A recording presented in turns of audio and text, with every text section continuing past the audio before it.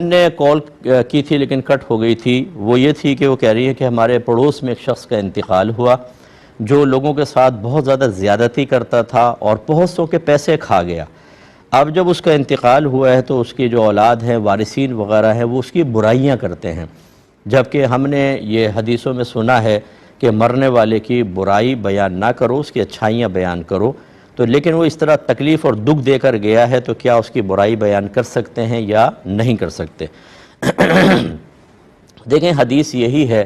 کہ مردوں کی برائیاں بیان نہ کی جائیں بلکہ صرف اچھائی بیان کی جائے، لیکن اس کا محمل یہ ہے کہ جب کوئی ایسی برائی کر کے گیا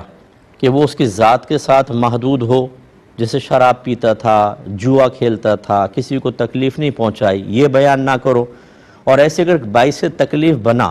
لیکن اب اس کا سلسلہ منقطع ہو گیا، اب اس کی تکالیف کا سلسلہ جاری و ساری نہیں رہے گا، کوئی بگاڑ، کوئی نقص نہیں ہے، تو جو کر گیا زیادتی ضرور کر کے گیا ہے، لیکن اس ذکر کا کیا فائدہ؟ کیا وہ زیادتیاں ختم ہو جائیں گی؟ کہ اگر وہ پیسہ کھا کے مر گیا تو وہ پیسہ واپس مل جائے گا؟ ایسے آدمی کی بھی برائی نہ کرو، اسے اللہ کے حوالے کر دو، بلکہ اگر مسلمان ہے تو چلو دعا کریں کہ اللہ تبارک و تعالیٰ اس نے نادانستہ طور پر یا دانستہ طور پہ کر لیا، اب اس کو مرنے کے بعد احساس ہو رہا ہوگا کہ میں نے کتنا غلط کیا ہے، پچھتا رہا ہوگا، ہو سکتا ہے عذاب میں مبتلا ہو، اللہ تو اس پہ کرم کر دے، کیونکہ ہمارے بھی بہت سارے عیب ہوتے ہیں، قصور ہوتے ہیں، اس کی نوعیت سے کم ہوں گے یا اس کے درجے سے کم ہوں گے، دوسری نوعیت کے ہوں گے، لیکن ہم کسی کے لیے چاہتے ہیں تباہ ہو جائے، برباد ہو جائے۔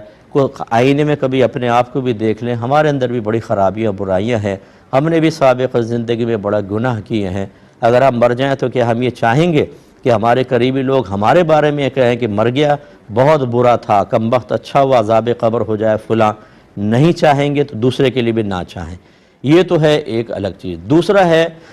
کہ ایسا شخص مرا کہ اپنے کچھ ایسے اثرات چھوڑ گیا ہے کہ اگر ہم اس کا اچھا انداز سے ذکر کریں، اس کو سراہیں، تو اس کا نقصان آگے بڑھتا چلا جائے گا۔ مثال کے طور پہ کوئی شخص ایسا ہے جس کے عقائد میں خرابی تھی،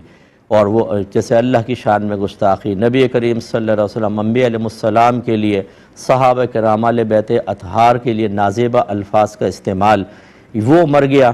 تو اب اس کی فرض کر لیں کچھ چیزیں ایسی ہیں جو آج کل کے دور کے اعتبار سے سوشل میڈیا پر ہوتی ہیں، دیگر پر ہوتی ہیں، اگر آپ اس کی برائی بیان نہ کریں، اگر آپ اس کی خرابی ذکر نہ کریں تو لوگ اچھا سمجھ کے اس کو دیکھتے رہیں گے اور عقیدے کا بگاڑ، نظریات کا بگاڑ، ادب کے خلاف چیزیں سرایت کرتی رہیں گی معاشرے میں، تو پھر بقدر ضرورت لوگوں کو اس کے شر سے محفوظ رکھنے کے لیے اگر برائی بیان کی جائے، یہ حدیث میں منع نہیں ہوتی۔ یہ اچھی طرح یاد رکھیں، یہ کر سکتے ہیں۔ اسی طریقے سے اگر وہ کوئی شخص سرپرست مر گیا اور اپنی اولاد کو بھی اسی کام پر لگا گیا،